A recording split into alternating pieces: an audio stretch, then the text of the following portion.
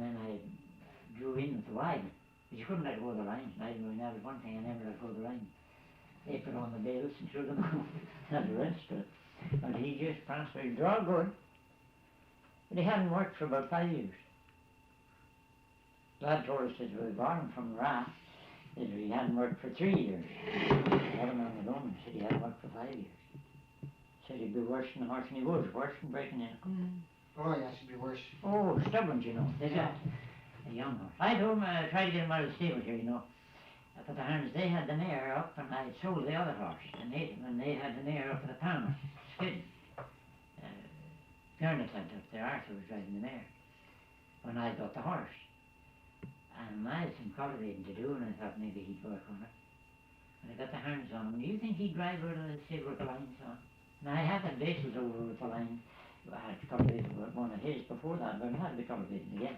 There was not the end of the lines, you know, they were too long at the time. So I got him over pretty close. You couldn't get him to go to the stable with to drive ahead of you.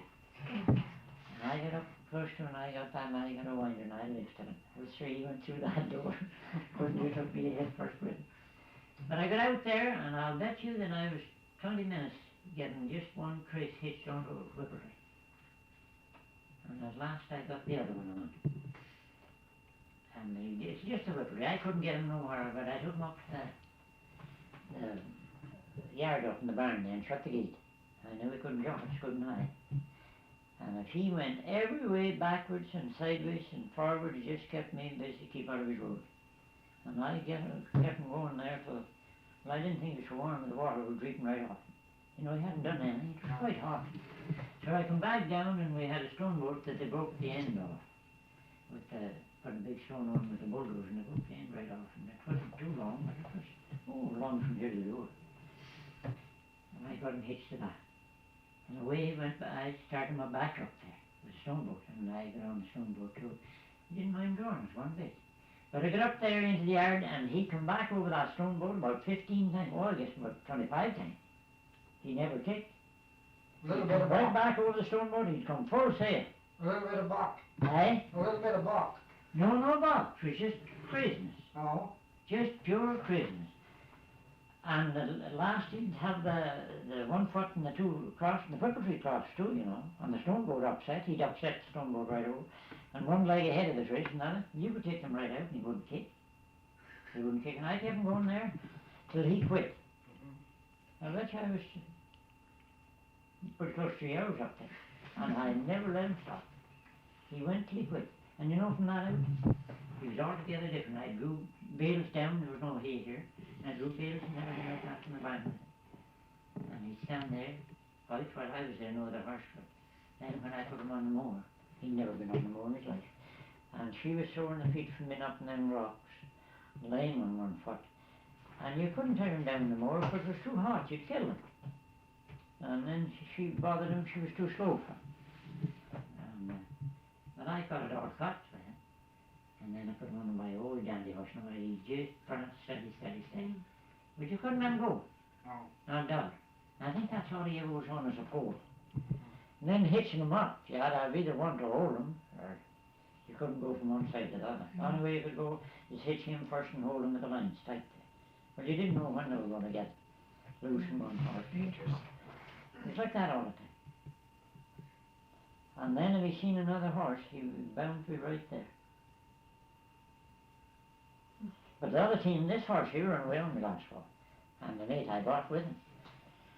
The first one has never got away in his life. Team ran away. And couldn't blame it in a way. I went out on that day, and I had a little wee piece of oats. There was the last little piece down here, and there was corn in them. And I showed them in the garden. I didn't show the garden, they're behind the stable. And everything else was cut, hay and everything. I put them back in the moor. I had cut this field down here with this team I got, this mare, and when I sold the mare, made of him. And I got through a place in the morning and went through. You could tell he was nervous. And then I drew in with him, drew in all that field, and I drew in this field down here with him. And I went back that day with more to cut there, and I had one line that wasn't good. I knew it was bad. And I had cut 4, you could only cut it one way like that, that's all I wanted to cut, it was only a little piece in.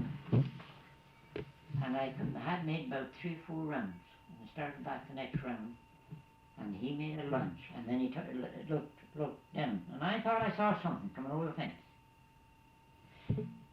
But when he made that lunge, I tried to get the mower out of gear, and I was trying to pull on him too much for this line.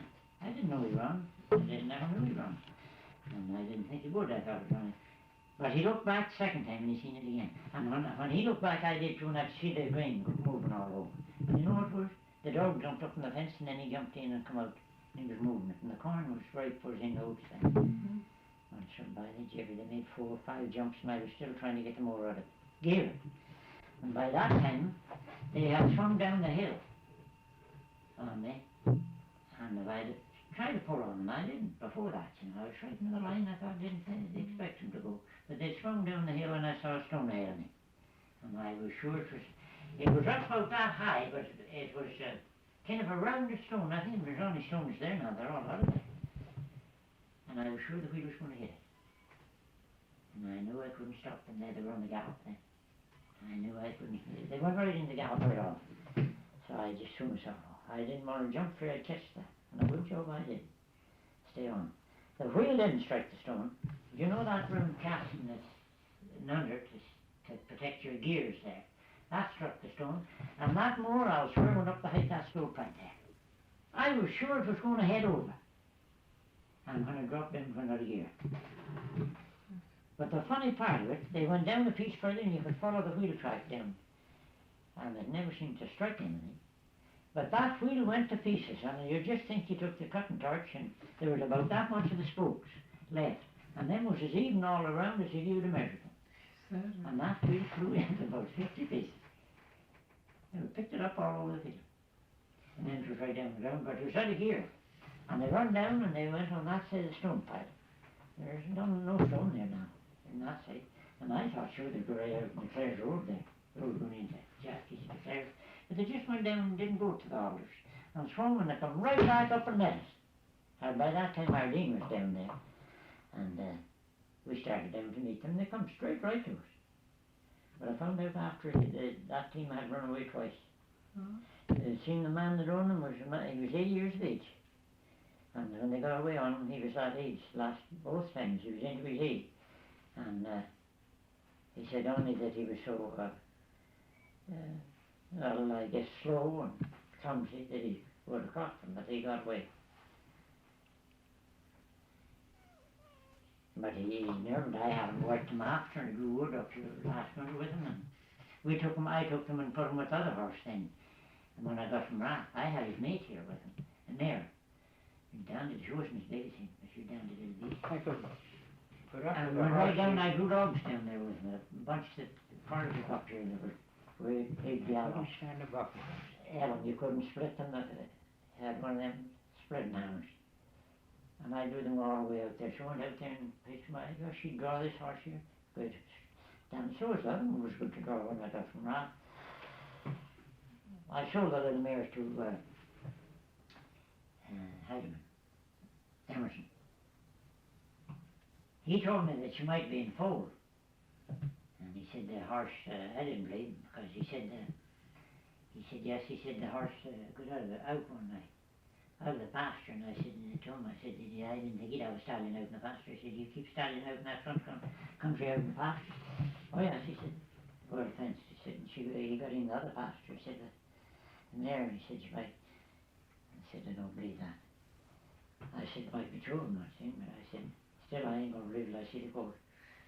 I know that she, and she looked heavy looking, you know, gutty looking. Then, but it wasn't the coat, it showed that she had touched the heels. And so then he said, I can show you where the horse bit her in the neck. So when he took me around and showed me where the horse bit her in the neck, I said, that wasn't bit in the neck. I said, that near was bled. I said, I didn't see where he had the twitch in it. I said, you know, they tied it with that. So he came to He swept her in. he gave in to that.